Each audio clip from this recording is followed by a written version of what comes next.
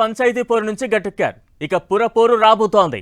War one సైడే అంటూ పైకి చెబుతున్నా కొన్ని మున్సిపాలిటీలో ఉన్న పొలిటికల్ సీన్ కాస్త హస్తం పార్టీని కలవర పెడుతోందట.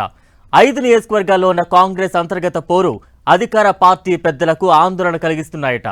ఆ మున్సిపాలిటీలో వర్గ పోరుకు చెక్ పెట్టేదలా? సీఎం రేవంత్ దగ్గరున్న చిట్కా ఏంటి? ఆ పెద్ద నేతను రంగంలోకి దింపితే ఆల్ సెట్టా?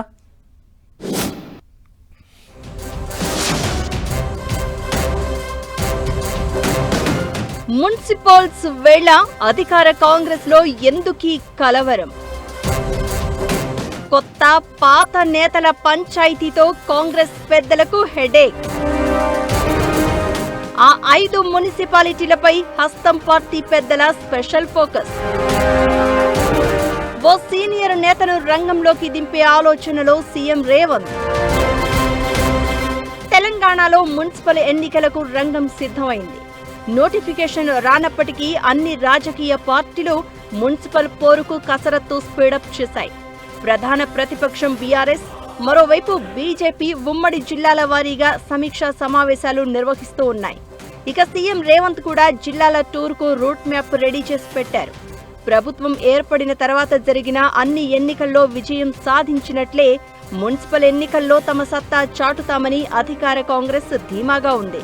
ప్రభుత్వ వైఫల్యాలను ప్రజల్లోకి తీసుకెళ్లి మెజారిటీ స్థానాలను కైవసం చేసుకోవాలని బీఆర్ఎస్ రెడీ అవుతోంది. ఇక పురపాలక ఎన్నికలు జరిగేది పూర్తిగా అర్బన్ ప్రాంతం కావడం, ఆ ప్రాంతాల్లో తమకే పట్టు ఉందని పురపోరులో కాషాయ జెండా ఎగరవేస్తామంటోంది బీజేపీ.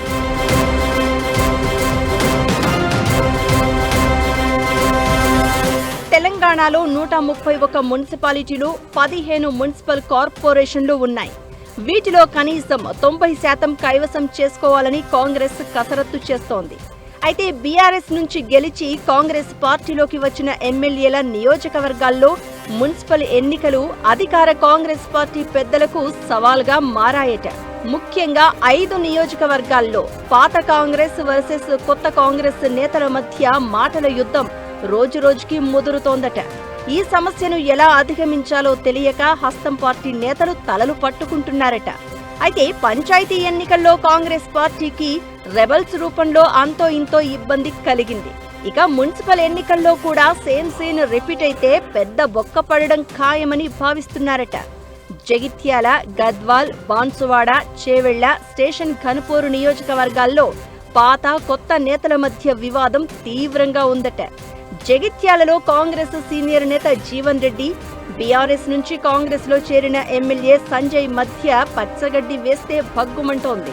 మున్సిపల్ ఎన్నికల్లో టికెట్ ఇచ్చేది తానే అని, వేరే వాళ్లు ఇన్వాల్వ్ అయితే కథ వేరే ఉంటుందంటూ జీవన్ రెడ్డి వార్నింగులు ఇస్తున్నారట. ఇక గద్వాల్లో కాంగ్రెస్ నుంచి పోటీ చేసి ఓడిన సరిత తిరుపతయ్యకు బీఆర్ఎస్ ఎమ్మెల్యేగా గెలిచి కాంగ్రెస్ లోకి వెళ్లిన బండ్ల కృష్ణమోహన్ రెడ్డికి మధ్య కోల్డ్ వార్ నడుస్తూనే ఉంది. స్టేషన్ ఘన్పూర్ కొత్తగా మున్సిపాలిటీ అయ్యింది. అక్కడ కూడా కడియం శ్రీహరి, ఇందిరా మధ్య వివాదం నడుస్తోంది.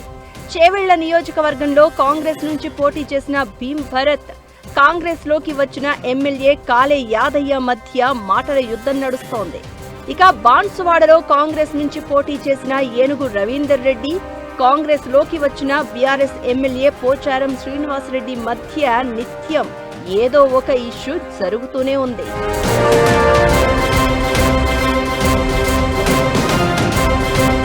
ఇలాంటి పరిస్థితుల్లో ఈ 5 నియోజకవర్గాల్లో కాంగ్రెస్ పార్టీకి పురపోరులో రెబల్స్ బాధ తప్పేలా లేదు.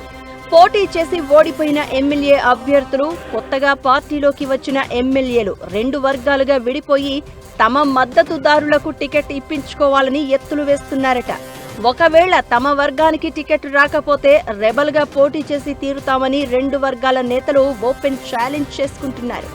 ఈ వర్గ పోరుకు ఎలా చెక్ పెట్టాలి, సయోధ్య కుదిర్చేది ఎలా అని కాంగ్రెస్ పెద్దలు తర్జన భర్జన పడుతున్నారట. 5 నియోజకవర్గాల్లో 2 వర్గాల నేతలు కలిసి పనిచేస్తేనే అనుకున్న రిజల్ట్ వస్తుందని భావిస్తున్నారట. అందుకే ఇన్ఛార్జ్ మీనాక్షి నటరాజన్ను 5 నియోజకవర్గాలకు పంపాలని పార్టీ నిర్ణయించిందట. గొడవలకు చెక్ పెట్టి రెబల్స్ నుంచి పోటీ లేకుండా నేతల మధ్య సయోధ్య కుదిర్చే ప్రయత్నం చేయబోతున్నారట మీనాక్షి నటరాజన్. ఇక పార్టీ నుంచి ఒక కమిటీ వేసి సర్వేల ఆధారంగా గెలిచే అభ్యర్థులకు టికెట్ ఇవ్వాలని డిసైడ్ అయ్యారట. స్థానికంగా పట్టు కోసం ఫైటింగ్కు దిగుతున్న నేతలు మీనాక్షి మాట వింటారా లేక యాజ్ ఇట్ ఈజ్ గా వర్గ పోరుకు దిగుతారా అనేది వేచి చూడాలి.